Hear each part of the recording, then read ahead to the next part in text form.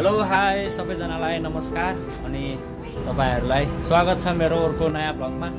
आज चाहिँ हामी नाराघाट घुम्न आएको छौँ गाइस। आज चाहिँ अनि हाम्रो यो बनरेङ भन्ने ठाउँमा हामी छौँ। अनि यो ठाउँमा अनि मेरो दिदी यहाँ बस्नुहुन्छ। हाम्रो दिदीको रुम चाहिँ यहाँ छ।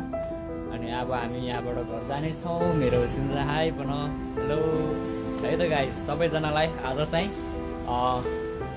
हाम्रो भरतपुर एरिया र हाम्रो के भन्छ नाराघाटको एरिया चाहिँ तपाईहरुलाई देखाउने छौँ है त गाइस।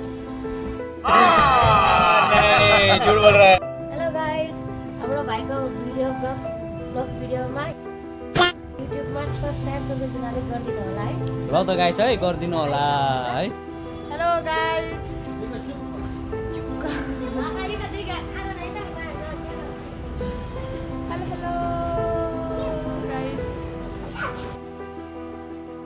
चल झूठा। गाइस अब हामी चाहिँ लाग्नेछौँ। तपाईहरु भिडियोमा जुट्दै गर्नु होला। अनि हाम्रो दिदी हेलो र अब हामी चाहिँ दिदी कोठाबाट हामी घरतिर जानेछौँ। अनि घरमा जाँदै गर्दाखेरि त्यहाँको क्रम भिडियोहरू तपाईँहरू हेर्न सक्नुहुन्छ है त। धन्यवाद। अति नै राम्रो यहाँको हाम्रो बनरेङ एरियाको रोड एकदमै राम्रो छ। यहाँ चाहिँ विशेष गरी अनि एकदम सफा सुग्घर हैन। हेर्नुहोस् तपाईहरु पनि हेर्न सक्नुहुन्छ। यहाँ चाहिँ चारैतिर कतै पनि फोहोर फालेको देखिएन हैन। मैले भ्लग गर्दै जाँदाखेरि अनि तपाईहरु पनि हेर्न सक्नुहुन्छ। अनि हाम्रो नेपाल पनि परिवर्तन हुँदैछ है त साथीहरु। नेपाल परिवर्तन हुनुमा चाहिँ तपाईँ हाम्रो नि हात हुनुपर्छ। किनभने हामी सबैजना मिल्यो भने चाहिँ एउटा सुन्दर देश र सुन्दर कन्ट्री भनेर विश्वले चिन्नेछ। र हाम्रो सानो च्यानल भए तापनि म तपाईहरुलाई यही अनुग्रह र आग्रह गर्दछु। तपाईहरु सम्पूर्णले आफ्नो भनाइहरू तपाईहरु लेख्न सक्नुहुन्छ। तपाईहरुले मेरो भिडियोको दृश्य कस्तो लाग्यो तपाईहरु भन्न सक्नुहुन्छ। तपाईहरु यो बाटोको दृश्य पनि तपाईहरु हेर्न सक्नुहुन्छ। अनि यो बाटो अति नै सुन्दर छ। अनि म यहाँ भिडियो गर्दै गर्दाखेरि अनि मलाई चाहिँ एकदम गर्व नेपाली भएको गर्व महसुस गरेको छु। अनि यो बाटो यो जस्तै बाटो चाहिँ यो नेपाल देशभरि नै भएको भए कति राम्रो हुन्थ्यो होला गाइस हैन। यस्तै गरी सबै ठाउँमा हैन कोही ठाउँमा पुरै धुलो उड्ने अनि अरू कच्ची बाटोको भिडियोहरू पनि मैले यो भिडियोमा हालेको छु। तपाईहरु त्यो भिडियो पनि हेर्न सक्नुहुन्छ। अनि यो बाटो जस्तो चाहिँ चारैतिर यो नेपालभरि नै भयो भने चाहिँ कति सुन्दर हुन्थ्यो। सुन्दर देश हैन सबै। तर प्रकृतिको धनी चाहिँ हाम्रो देश नै हो। अनि यो पनि हेर्न सक्नुहुन्छ तपाईहरु। अनि यो बाटो चाहिँ हाम्रो पदमपुर आउने बाटो हो। यो बाटो हुँदै चाहिँ हाम्रो पदमपुर हुँदै अनि हाम्रो घरसम्म पुग्ने बाटो चाहिँ यही हो। एकदम सुन्दर छ। यहाँ चाहिँ पहिला कच्ची बाटो थियो अनि अहिले चाहिँ यहाँ एकदम राम्रो अनि कालो पत्रे पिच हामीले यहाँ पाएका छौँ। पहिला यो बाटो पिच नहुँदाखेरि चाहिँ अति नै हिँड्न गाह्रो थियो। अनि यो बाटोमा हिँड्दा चाहिँ यहाँ चाहिँ बाघको पनि डर थियो पहिला चाहिँ। अनि अहिले चाहिँ पुरै पिच भएको कारणले हामी यहाँ गाडी आफ्नो सुरक्षाको लागि अनि राम्रोसँग चलाउन सक्छौँ। अनि यो बाटोमा चाहिँ पहिला एकदमै बाघहरू ठुल्ठुलो बाघ आउँथ्यो गाइस। अनि अहिले चाहिँ हामी यहाँ सुरक्षित महसुस गरेका छौँ। यो बाटोले गर्दाखेरि हामीलाई एकदम सुविस्ता भएको छ। बाटो हेर्नु न गाइस, बाटो हेर्नुहोस्। बाटो चाहिँ एकदम क्लिन के क्लिन साफ हैन। चारैतिर पुरै अगाडिसम्म हेर्दा नि राम्रो दृश्य तपाईहरु हेर्न सक्नुहुन्छ हैन।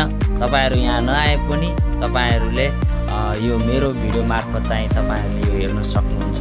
अनि तपाईहरु यो बाटोमा हिँडेको हुनुहुन्छ भने तपाईहरु म हिँडेको छु भनेर कमेन्ट गर्नु होला है त। कसले गर्नुहुन्छ गाइस गर्नु होला है त।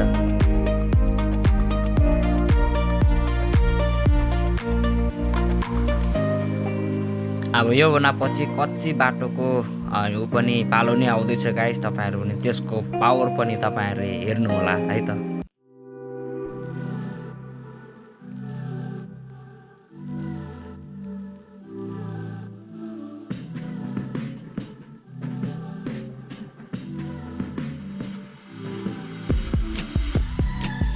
त्यो बाटो हेरेर अनि यो बाटो तपाईहरु महसुस गर्न सक्नुहुन्छ कति अप्ठ्यारो भइरहेछ हैन भिडियो सुट गर्न नि एकदम गाह्रो भइरहेछ यो चाहिँ कच्ची बाटोको कमाल गाइस कच्ची बाटोको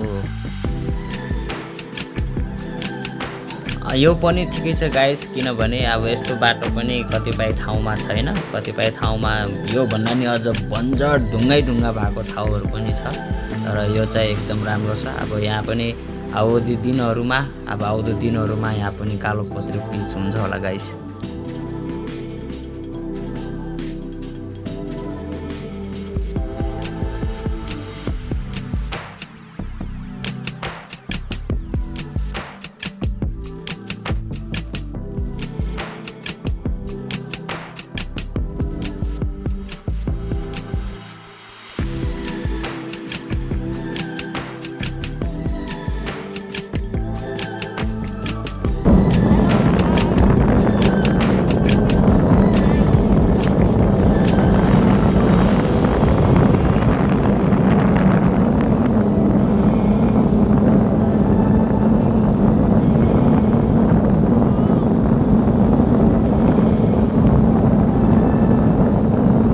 मेरो छोरीले भन्दैछ सम्पूर्णलाई नमस्कार अनि मेरो बाबालाई तपाईहरुले पनि फलो अनि सपोर्ट अनि सब्स्क्राइब गरिदिनु है भनेर भन्दैछ है गाइस तपाईहरुलाई विशेष धन्यवाद मेरो भिडियो तपाईहरुले अन्तिमसम्म हेरेर सहायता गर्नुभयो तपाईहरुको महत्त्वपूर्ण समयको लागि धन्यवाद र अर्को भिडियोमा हामी मिल्ने छौं अनि तपाईहरु हाम्रो च्यानलमा जोडेर बस्नु होला बाइ बाइ